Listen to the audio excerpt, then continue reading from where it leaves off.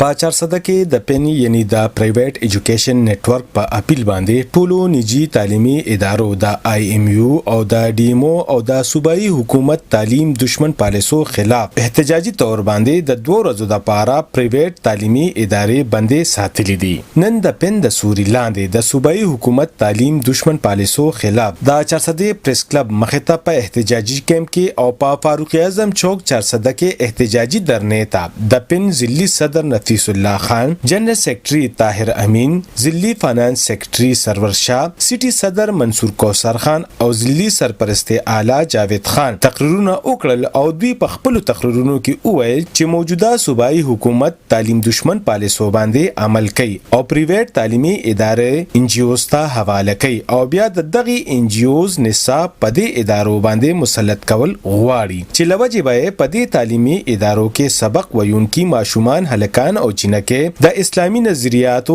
او د نظریه پاکستان نه لری کړی شي. احتجاج کوونکو مشرانو دا هم ویل چې پرایویټ تعلیمي ادارې ماشومان ته ښه تعلیم ورکوي او د پرایویټ تعلیمي ادارو ریزلټ هر کال د سرکاري سکولونو د ریزلټ نه ډیر زیات ښه او بهتر راوځي. نو حکومت لا پکار دی چې د يهودي NGOs په لاسو کې دی نجی تعلیمي ادارې نه ورکي بلکې د دې سرپرستی دی او کی او د دې سکول ماشومان ته هم پستوري پښتونخوا سکالرشپ کې برخه ورکړي شي چې د دوی ماشومانو حوصله افزایی وشي. دا پن احتجاج کوونکو دا هم ویل چې صوبایي حکومت د نجی تعلیمي ادارو مطالبات نه منل نو دا احتجاج به هم دغه جاری وي او دا تعلیمي ادارې به د نامعلوم وخته پورې بندې ساتلی شي او د دوی ټوله ذمہواری به بیا د صوبایي حکومت په سر وي. انعام جی 400 TV فاروق اعظم چوک 400.